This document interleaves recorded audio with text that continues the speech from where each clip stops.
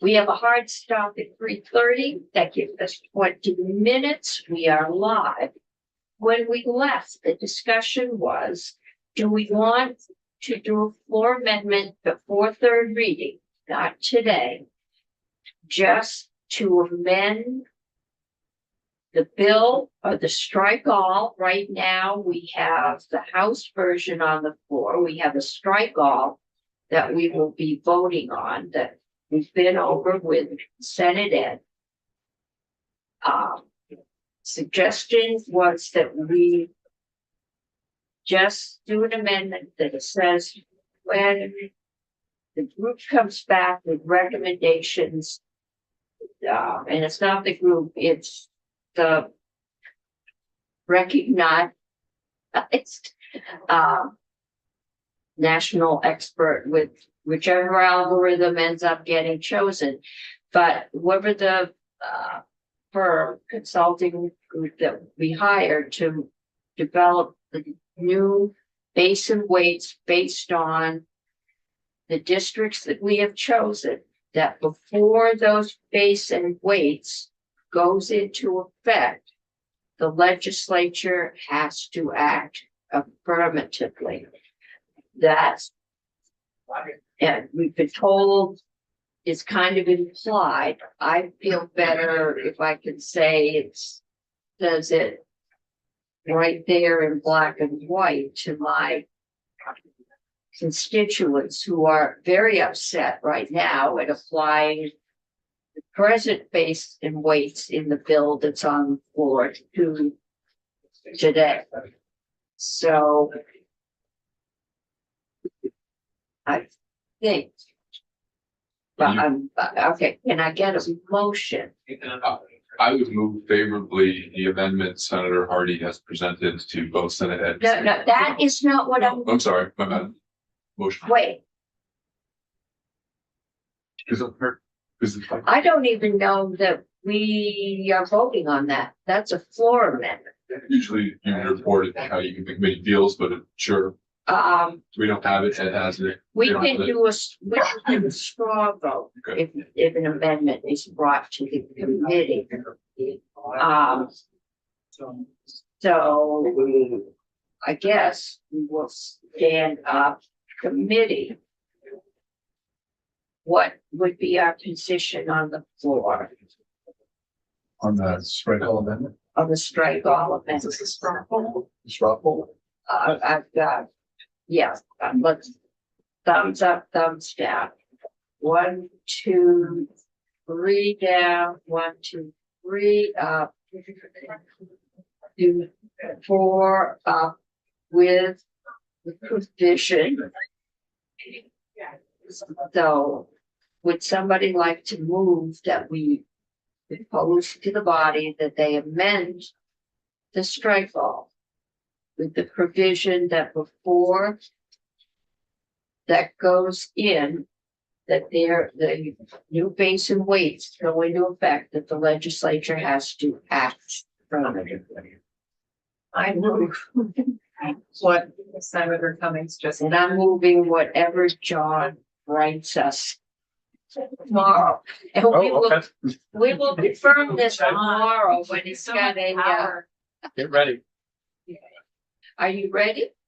No, we'll have you give us a formal language tomorrow. We do. Yeah, we can, something edited. Okay. So we can vote. I don't know what time we're gonna be in the floor tomorrow. Probably. So let's do a thumbs up, thumbs down on that one, so we don't waste his time. Who's that? John DeGraff, Oh, Senator Hardy. would we support that? I was talking about the. The amendment that says that it can't go in, that new basin rates can't go in until we vote affirmatively. Whatever John's coming up with. Yeah, whatever John comes up with, we will get that language to you. Can I read something to you right now? Yeah, Okay, John Gray, Office of Legislative Counsel. So in place, what we currently have is language that says the second contingency is, and that the General Assembly has received the report, right? So it's just about receipt of report. Could have and that the expert tasked with developing a cost factor foundation formula has provided General Assembly the report pursuant to Section 45A to provide the General Assembly an opportunity to enact legislation in consideration of the report. I'll vote yes on that. Again, I mean, I don't like a lot of this on one hand, but on the other hand, every opportunity the legislature has to vote on it is an opportunity to vote it down. So I will vote yes on the amendment. Go Randy. I think We're an honest committee, okay. my concern with that is that, you know, if you're given the opportunity, it doesn't mean you have to take that opportunity to vote on it. Well, we can't bind a future legislature. Right. It basically says we have to vote to do it. And what year would that be? God knows. 26, no, So we 30. plan to be here or not be here? Then go. I think I already know that. We have, I think we're up to 2030, aren't we? And you, The plan for when the new foundation formula and the new districts would go into effect is FY 30. So Which it'd is be 29. 29, but the July report is is due 26. 26. Okay, So it would be the next legislature. So the report back this coming year. in 2026, in 2026, yeah. One thing that's important to note though from the timeline is that if you're rolling it out in FY 30, the school district's going to know what's been rolled out, so it would have to be. Yeah. At the same time, again, any opportunity for future legislature to understand the damage that may be done to them because of the various things which I will talk about again. It's a good idea to have a look back. I mean, Check. okay, I'm hearing Checking just that I could stand up and say that the committee supports that.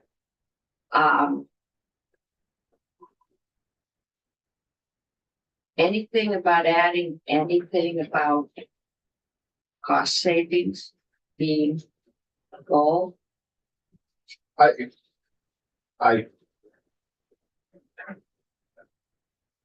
No. I mean, the basic rates in there right now spend more money than we do right now. I think we would look a little silly to Okay, say that our goal is to spend this money. I do want to say that the basin weights in here. Whether or not they spend more money is contingent on the school districts, because if, for example, I think Julia has actually presented this, and she's nodding in the background, presented this analysis that based on the 5 districts the governor came up with, if you apply the House's foundation formula to that, it actually spends less money than we're spending right now. So it's all dependent on the school districts that we come up with and where, you know, where the small schools are, where the sparse schools are, where the poverty is, all of that. And that, so it really depends on the district configuration. It makes people feel better implementing that. So. okay, I think we've gone as far as we're going to go. Go enjoy your